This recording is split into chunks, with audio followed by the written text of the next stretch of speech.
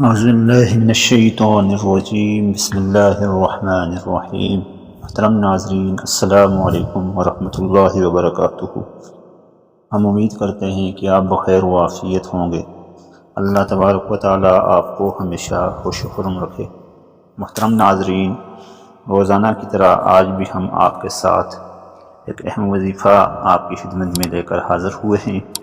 آج کا وظیفہ اس حوالے سے بھی اہم ہے کہ وہ اعمال جو ہماری زندگی میں ہمارے زندگی کے اوپر، ہمارے سماجی اور معاشرتی اعمال کے اوپر اثر انداز ہوتے ہیں، آج اس وظیفے کے بارے میں آپ کو بتایا جائے گا۔ محترم ناظرین، وظیفے کو مکمل سنیے گا، انشاءاللہ فائدہ ہوگا۔ حدیث مبارکہ میں آتا ہے کہ تین چیزیں جو کہ انسان کو نجات دلانے والی ہیں، اور تین چیزیں ایسی ہیں، تین خصائل یا قباحتیں ایسی ہیں جو کہ انسان کو تباہ و برباد کرنے والی ہیں، انسان کو جو ہے اس کی سماجی زندگی پر اثر ڈالنے والی ہیں۔ محترم ناظرین، یہ ایک حدیث مبارکہ ہے۔ اس حدیث مبارکہ میں حضرت ابو ہریرہ رضی اللہ تعالیٰ عنہ بیان کرتے ہیں کہ رسول اکرم صلی اللہ علیہ وسلم نے فرمایا، تین چیزیں نجات دلانے والی اور تین چیزیں تباہ کرنے والی ہیں۔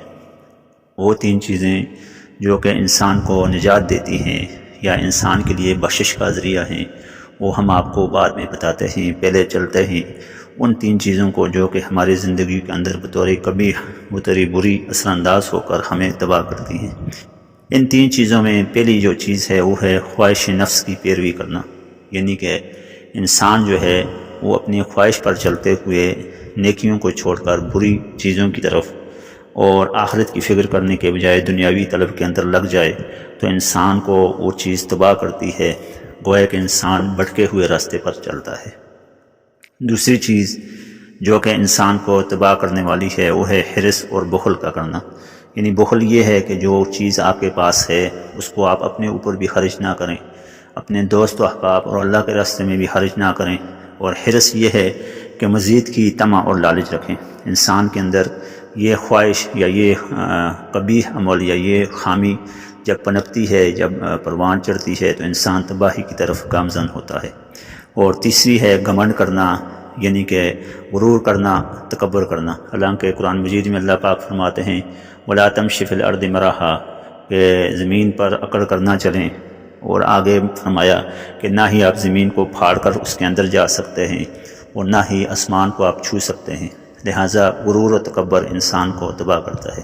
محترم ناظرین، یہ تین بری باتیں جن میں خواہش نفس کی پیروی کرنا، حرص اور بخل کرنا اور گھمنڈ کرنا، یہ تینوں ایسی خطرناک بیماریاں ہیں، ایسے کبھی افعال ہیں کہ ان کو سر انجام دینے والا یا ان کو اپنی زندگی کے اندر لانے والا انسان کبھی بھی ترقی نہیں کر سکتا۔ ہر حوالے سے، دینی حوالے سے، اپنی سماجی و معاشرتی حوالے سے وہ تباہی و بربادی کی طرف جاتا ہے۔ محترم ناظرین، حدیث مبارکہ کے اندر وہ تین چیزیں جو کہ انسان کو اچھے راستے کی طرف لے کر چلتی ہیں اور انسان کو کامیابی کی طرف لے کر چلتی ہیں اور انسان کے لیے کامیابی کا زینہ ہوتی ہیں، ان تین چیزوں میں سے پہلی چیز ہے اللہ سے ڈرنا خلوت میں اور جلوت میں، یعنی کہ اللہ تبارک و تعالیٰ سے ڈرنا اکیلے میں، اور اللہ تبارک و تعالیٰ سے ڈرنا جب کسی محفل میں آپ ہوں، کسی کے سامنے ہوں، تو جب بھی کوئی بات کریں تو اللہ سے ڈر کر ہمیشہ عدل انصاف کی بات کریں، اور تنہائی میں جب بھی ہوں تو اللہ تبارک و تعالیٰ سے ڈرتے ہوئے ہمیشہ تقوی کو اختیار کریں، برائیوں کی طرف رغبت کے بجائے تقوی اختیار کریں۔ اور دوسری خوبی جو کہ انسان کو کامیابی کی طرف لے کر چلتی ہے وہ ہے حق بات کہنا خوشی اور ناخوشی میں، یعنی کہ خوشی کے وقت بھی اور غمی کے وقت بھی ہمیشہ حق بات کرنا، انصاف کی بات کرنا، یہ انسان کو کامیابی کی طرف لے کر چلتا ہے۔ اور تیسری خوبی جو کہ انسان کو کامیابی کی طرف لے کر چلتی ہے اور انسان کو ہمیشہ نجات دلاتی ہے وہ ہے خرچ میں میانہ روی اختیار کرنا، خواہ انسان مالدار ہو یا غریب ہو، یعنی کہ انسان کے پاس پیسہ بہت زیادہ ہو یا انسان کے پاس بالکل پیسہ نہ ہو، ہمیشہ عدل اختیار کرے، ہمیشہ خرچ میں اسراف سے کام لینے کے بجائے خرچ میں میانہ روی اختیار کرے۔ محترم ناظرین، یہ تین خوبیاں یعنی کہ اللہ سے ڈر اور حق بات کہنا خوشی اور غمی میں اور خرچ کرنا میانہ روی اختیار کرنا، یہ تین خوبیاں جس شخص کے اندر بھی آ جائیں وہ تین خوبیاں انسان کو ہمیشہ کامیابی کی طرف لے کر چلتی ہیں۔ ناظرین گرامی، یہ ایک ایسا وظیفہ اور ایسا عمل ہے جو کہ ہماری سماجی زندگی میں ہمیں بہت کام آنے والا ہے۔ ہمیں چاہیے کہ ہم اٹھتے بیٹھتے، چلتے پھرتے، سوتے جاگتے اپنی خوشی ناخوشی میں عوام کے سامنے، شہر میں، گاؤں میں، خلوت میں، جلوت میں، ہر وقت ان 3 خوبیوں کو اپنائیں اور 3 خامیوں سے اپنے آپ کو بچائیں۔